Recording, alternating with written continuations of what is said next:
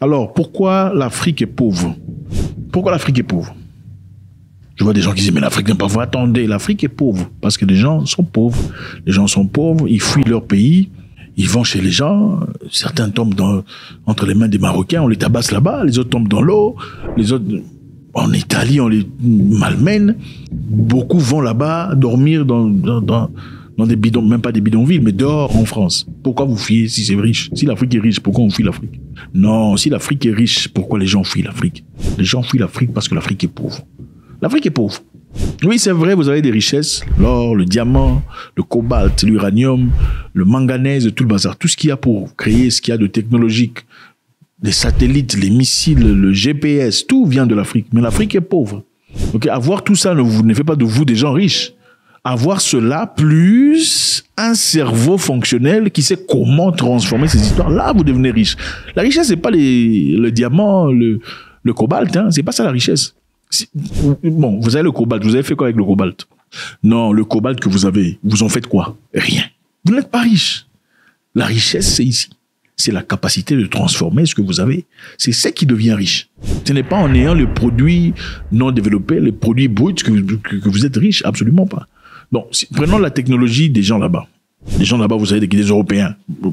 On leur remet leur technologie. On vous dit, bon, désormais, restez en Afrique avec tout ce que vous avez comme or, diamant. Vous allez faire quoi avec ça? Non, vous ferez quoi avec tout ce qu'il y a comme manganèse? L'uranium, vous en ferez quoi? Rien. Il faut exporter pour en faire quelque chose. Donc, vous n'êtes pas riche. Et même si on peut devenir riche en Afrique, c'est difficile avec ce qu'il y a comme tribalisme.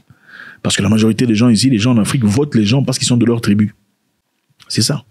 Il est de chez nous. Même, en fait, pendant les élections, vous entendez des chansons. Ah, celui-ci est de chez nous. C'est même pas que sa méthode future de gouvernance est la bonne. Ce n'est pas que son projet d'avenir est bon pour le pays. Mais il est de chez nous. Vous votez les gens parce qu'ils sont de chez vous. Quand ils sont de chez vous, ils ne sont pas dictateurs. Il faut leur donner plus de temps pour travailler. Quand ils sont d'ailleurs là, non, il a échoué. Il doit laisser la place aux autres. C'est ça en Afrique, malheureusement. C'est ça le problème. Quand il est cousin, il est cousine, il est votre voisin, vous aimez. Mais s'il vous ignore, vous ne l'aimez plus. C'est ça en Afrique. La raison pour laquelle l'Afrique n'avance pas, nous sommes en dispute. Ce n'est pas l'esclavage. Ce n'est pas le colonial. Non, ce n'est pas ça. Les Chinois aussi étaient colonisés. Hein. Ne vous en faites pas. Où sont-ils aujourd'hui? Grande puissance.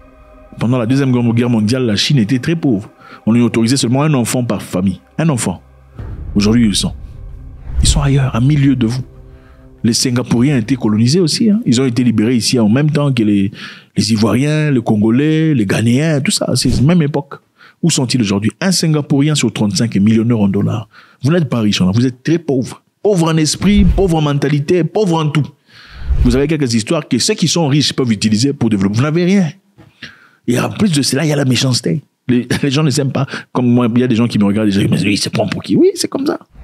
Pourtant, ailleurs, même si on ne peut pas aimer ce que je dis, on va vouloir comprendre quelles sont les raisons. Quel est l'arrière-plan de ce que je raconte. Mais chez nous, c'est pas, lui, je n'aime pas. Vous allez changer, couper. Vous voulez couper la vidéo? Coupez maintenant. Non, coupez seulement parce que vous êtes déjà comme ça. Coupez la vidéo. On ne peut pas développer une société avec des idées uniques. Il faut que les tendances varient pour que ça bounce over each other, pour que les gens comprennent qu'on avance. La corruption. Les gens deviennent riches à travers la politique. Si la politique africaine n'avait pas de l'argent, il n'y avait pas d'argent impliqué, beaucoup de gens seraient des pousse-pousseurs, des marchands de maïs et tout le reste. Moi, je vous dis la vérité. Si la politique africaine était dénuée de capacité de voler, beaucoup de gens seraient vendeurs de maïs. Les gens vont en politique en Afrique, généralement, pas toute l'Afrique, il faut le dire, parce que, bon, pas vous, hein, quand je dis pas pour toute l'Afrique, il faut pas être content en pensant que c'est vous aussi, vous faites partie de, si vous êtes francophone, vous êtes dedans. Beaucoup viennent en politique pour se faire de l'argent, s'enrichir. Vous voyez quelqu'un qui devient ministre, on le célèbre, on acclame. Pourquoi on acclame? Pourquoi on fait une fête pour célébrer quelqu'un qui a été voté, nommé ministre? Pourquoi vous faites la fête? Nous, on pensait que devenir ministre, c'est une opportunité pour servir le peuple. Devenir commissaire, devenir peu importe, adjoint ici, c'est pour servir le peuple. Les gens font la fête parce que c'est une opportunité de s'enrichir. Et voilà pourquoi vous entendrez des gens aller jusqu'au point de dire c'est notre pouvoir. C'est votre pouvoir. Depuis quand le pouvoir appartient à quelqu'un? Le pouvoir appartient à quelqu'un depuis quand? Le pouvoir appartient au peuple. C'est notre pouvoir. C'est notre pouvoir veut dire c'est notre occasion de voler. C'est notre opportunité de dilapider ce qu'il y a comme réserve sans que personne ne nous pose des questions. C'est ça la réalité africaine. La réalité africaine est culturelle. Ce n'est pas la démocratie qui va changer l'Afrique. C'est la culture qu'il faut revoir. La culture idolâtre, même quand le chef est un voleur, vous l'acclamez. Hé chef, il faut rester chef. Pourquoi? Parce que vous avez aussi, vous êtes en recherche de votre petit bol de riz, votre petit bol de maïs bouilli. Sinon, vous n'en aurez plus. Les gens ont perdu le sens de valeur, hein, le courage de dire non. En tout cas, je mange ici, mais ce que vous commencez à faire, ça va en l'encontre de l'idéologie initiale pour laquelle je suis venu ici. Combien de gens le font? Ils ont peur, comment on va manger. C'est seulement le manger qu'on pense. Mais il y a de l'espoir, quelque part. Le président libérien Joseph Boakai a annoncé une réduction de 40% de son salaire annuel. 40% les amis. Le ramenant de 13 400 $ à 8 000 $ par an. Cette décision fait suite à la tension croissante du public à l'égard des salaires du gouvernement et au mécontentement généralisé face à la hausse de coût de la vie au Libéria. Incroyable les amis. C'est bravo, on doit dire bravo, bravo. Non, acclamons, il faut acclamer. Bravo. De 13 400 $ à 8 000 $. Une réduction évidente. Presque la moitié. C'est honorable. C'est honorable de voir ça. Généralement, quand on devient président en Afrique, il faut le dire, c'est une opportunité de s'enrichir. C'est une opportunité de devenir beaucoup plus grand. Hein, d'enrichir sa famille, de prendre 6, 7, 8 femmes, faire, voilà, construction des villas, achat de, je sais pas, tout ça, jet privé, des voitures, tout le bazar. Mais ici, de 13 400 à 8 000 $ officiellement. Nous savons aussi que c'est un salaire minime par rapport à certains parlementaires de certains pays en Afrique centrale ou qui ont 20 000, 30 000 $ le mois. Pendant que le simple peuple ne vit presque de rien, sous le seuil de la pauvreté. C'est difficile de comprendre comment certaines personnes au gouvernement peuvent avoir 20, 30 000 € le mois, pendant qu'il y a des gens qui souffrent. Il n'y a pas d'hôpitaux, il n'y a pas de routes décentes, les écoles sont dilapidées, l'intérieur du pays est complètement en lambeaux, inexistant. La grande majorité des gens dans les périphéries de la capitale sont obligés, dans les provinces, sont tous obligés d'aller dans la capitale. Parce qu'il n'y a rien là-bas. Il n'y a pas de dispensaire décent, pas de centre de santé adéquat, pas d'école de référence, il n'y a absolument rien. Tout se passe dans la capitale. Pourquoi tout se passe dans la capitale? Parce que tout est forgé, tout est volé, tout est manipulé à travers la capitale. On ne calcule même pas les périphéries. 13 400 $, de 100 à 8 000 $. C'est honorable. Ça veut dire simplement, c'est un message clair. Je suis là pour travailler. Nous ne sommes pas là pour voler. Ceci est encourageant. Évidemment, on peut réduire un prix, on peut réduire un salaire comme ça, en attendant, en train de voler derrière. Mais ce n'est pas ça notre problème, parce que généralement, l'Africain aime trop critiquer les œuvres positives. Quand quelqu'un dit, je réduis mon salaire, oh non, tu peux aussi voler. Non, il a réduit son salaire, c'est déjà le premier départ. Il y a beaucoup de personnes en gouvernement aujourd'hui dont on ne connaît même pas les salaires. Comment toi, une personne ne peut pas connaître ton salaire, mais tu es au gouvernement? Ça n'a aucun sens. C'est illogique, c'est irrationnel, c'est malade, c'est une folie. Une personne qui travaille reçoit un salaire. C'est quoi le salaire? Chacun doit avoir un salaire. Et le salaire d'une personne au gouvernement ne devrait pas être très élevé, je pense. Comme je l'ai dit précédemment, si on réduisait les salaires, on réduisait l'argent au gouvernement, beaucoup de personnes deviendraient vendeurs de maïs. Parce que c'est l'argent qu'ils cherchent. Ils ne sont pas là pour améliorer votre vie. Ça fait plaisir de voir, à l'instar de Ibrahim Traoré, président de la République du Burkina Faso, qui a refusé son salaire de président pour simplement recevoir son salaire de capitaine. C'est encourageant. L'Afrique a besoin des gens honnêtes, d'abord. On n'a pas besoin des gens qui parlent français comme Mélenchon. On n'en a pas besoin.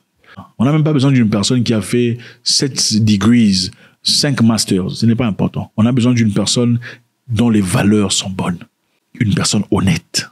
Le bureau du président Boakai a déclaré qu'ils espéraient que cette décision créerait un précédent en matière de gouvernance responsable et montrerait la solidarité avec le peuple du Libéria.